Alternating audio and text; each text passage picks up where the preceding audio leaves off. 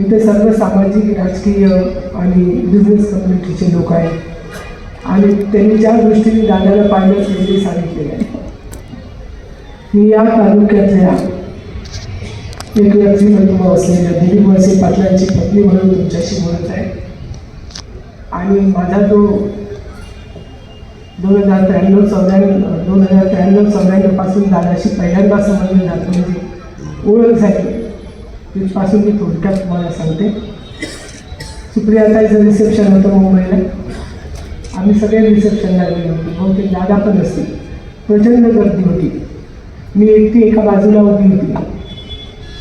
एक उंच पुरा डार्क ग्रे कलरचा पुरा सूट घातलेला, सूटबूट घातलेला माणूस माझ्याकडे आला, एकदम जंटलमन. आणि माझी ओळख, आपली ओळख सांगितली की मी अजित अनंत पवार आणि मोठ्या साहेबांचा पुतण्या म्हणून. आणि मला पण त्यांनी म्हटलं तुम्ही वळसे पाटलांच्या मिसेसनं, त्यांच्यासोबत मी तुम्हाला आत्ताच बघितलं. त्याच्यानंतर कधी योग आला नाही. मग हे आमदार झालेच होते तोपर्यंत. आणि सगळे डबे, तेव्हाच वातावरण फार वेगळं होतं. डबे जायचे, फरमाईशी यायच्या.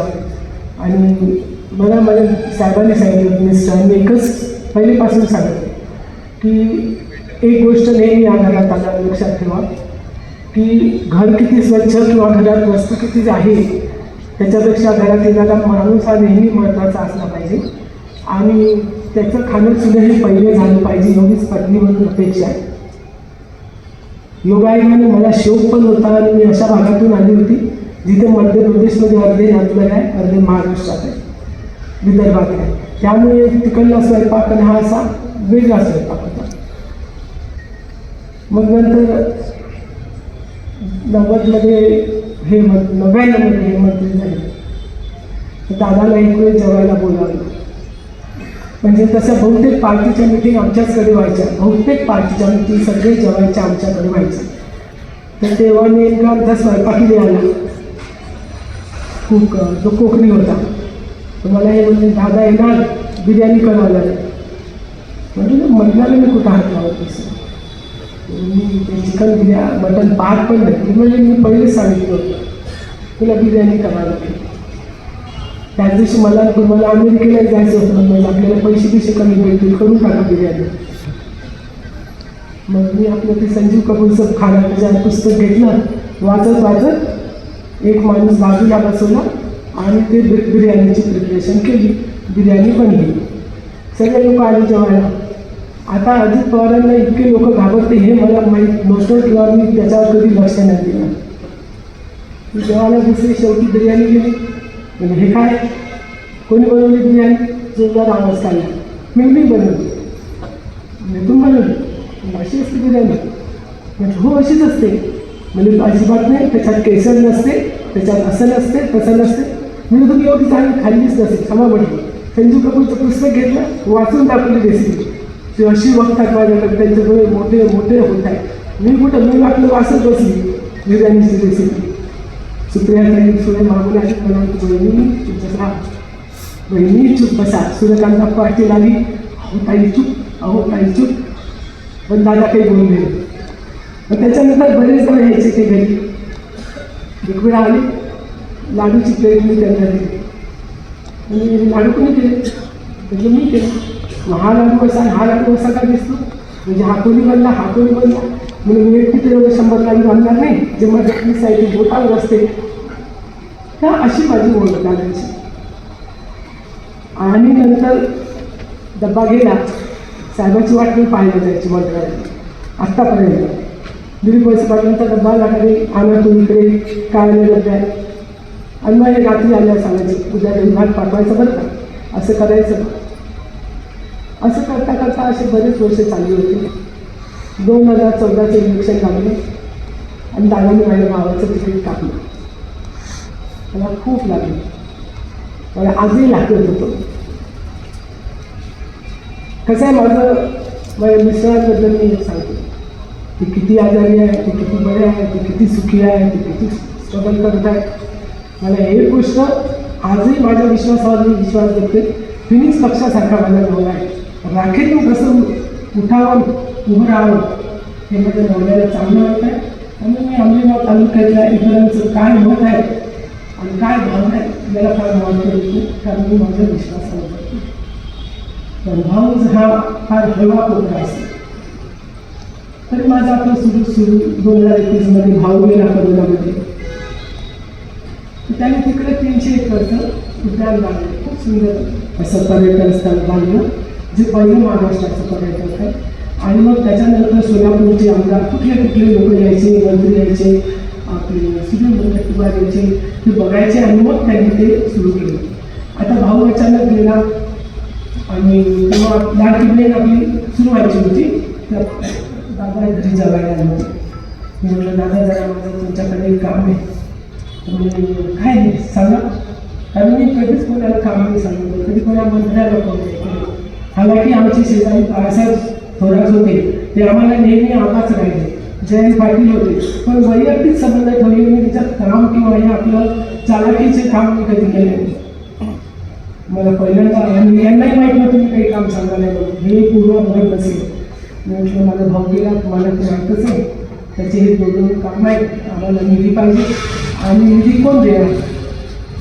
एकदा भाऊ गेला, एकदा राजकारणातून माणूस संपल्यावर काही नसतं, कोण घ्यायचं. दादाने त्या 2 कामावर हिरवे स्टार्ट केले आणि तिला सांगितलं लगेच हे काम झालं पाहिजे. 6 महिन्याच्या आत माझे काम झाले. आज ती उद्यान इतकं सुंदर, एकाला 11 कोटी, एकाला 5 कोटी दादा दिली. मला म्हटलं दादाच्या नेहमी मी आवडी जगते, कधी आम्ही तुम्हाला सांगायचे. वेळेबाई साक्षी झाले, ताई मला 3 ग्लास हे करून द्या, पण करून द्या ताई. मला इथं आल्या घरी की मला आवर्जून सांगायचे.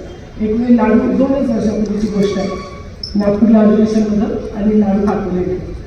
मी इकडे होती गावाकडे आणि डबे कडकडे पुणे होती घरी. तर त्यांनी ओंकारला विचारलं, अरे लाडू कुठे आहे? म्हणजे लाडू नाही आले. मग तू इथं कशाला आलं, स्वयंपाकाला आलं का? लाडू नाही येत तुला असं. मला मी नाही खरंच काही करते, म्हणजे अजूनही काहीच करते. बरं काही असो, मला रात्रीतून लाडू व्हायचे. तिथून 300 किलोमीटरवर माहेर आहे. तिथे माझ्या मैत्रिणी यशूच्या आईने लाडू बनवले, रात्री लक्झरी पाठवले, सकाळी ड्रायव्हर दिला, लाडू आणले आणि लाडाकडे पोचले. तर नकळत एक नातं झालेलं त्यांनी मला आणि मी ते करा. म्हणजे मला यांच्या जेवणाची चिंता नव्हती, पण दादा आज काय खाणार हे मी गृहित धरून ठेवले पाठवायचे. उपवासाचा असो, ते रताळ्याची खीर असो, असे बरेच पदार्थ त्यांना खूप वेगवेगळ्या पद्धतीचं जेवण लागायचं. पण 1.5 महिन्यापूर्वी जेव्हा पंचायतचं इलेक्शन होतं तेव्हा ते घरी आले आणि तेव्हा विचारलं पुरवले की काय घेणार. सकाळी आले, कॉफी घेणार. तेव्हा मम्मी कॉफी तीच बनवत, तुझ्या हातची फेटून बनव. याकडे काही मशीन नव्हतं, ते मी फेटून कॉफी आणली आणि दादाला पहिल्यांदा आयुष्यात म्हटलं दादा खूप खूप धन्यवाद, माझ्या भावाचं तुम्ही काम केलं, तुम्ही होते म्हणून एवढं काम झालं. तिथे इतक्या प्रेमाने माझ्याकडे बघितलं, मला काही असं माझ्या बाजूला मला काही बोलायचं आहे तुमच्याशी. मी मला म्हटलं कुछ सुखे मुझे भी है, कुछ भी है मुझे भी है, और कुछ नाराजी अभी भी है असं मला पण तुम्ही. आणि ती म्हणते माझ्याकडनं मागं चुकलं, तुमच्या भावाबद्दल चूक सुधारायचा प्रयत्न केला पण नंतर यश आलं नाही. त्यामुळे हे काम केलं, हे काही तुम्हाला उपकार नाही केले, मी माझ्या समाधानासाठी केलं. मी पहिल्यांदा दादासोबत इतकी शांतपणे बसली, बोलली आणि ती माझी शेवटची गोष्ट.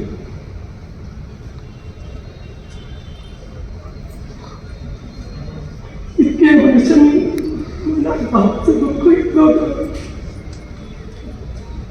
आज भाऊन गेला असं म्हणून.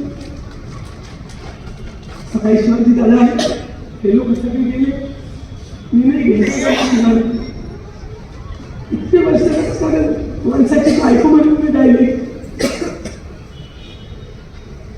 पण आयुष्यात माझ्या रस्त्याने मी येऊ नाही गेलं. शिवाजी दादा गेले, अजूनपर्यंत आमच्याकडे बुंदी बनली नाही.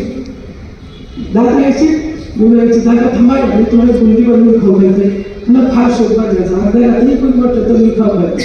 तर तेच तुम्ही राजकारणाच्या दृष्टीकोनात त्याला मी कधीच तयार नव्हते. कारण माझं जन्म झालं म्हणजे आमच्यातली आणि 8च्या मताने करतो. राजकारणाला तुम्हाला नवीन आहे, मी खूप आधीपासून पाहतो. याच्याच तुम्ही मर्यादा वागलं, साहेब नाही बोलत, मला कोणी उर्मट म्हणून उद्धट म्हणून हॉटेलवर मी नवऱ्यासाठी तर उभी राहते, ढाल म्हणून उभी राहते. आणि प्रत्येक बाईने असायला पाहिजे, भले तो नवरा सक्सेसफुल असो आणि सक्सेसफुल असो, नवऱ्याची जागा कोणी घेऊ शकत नाही.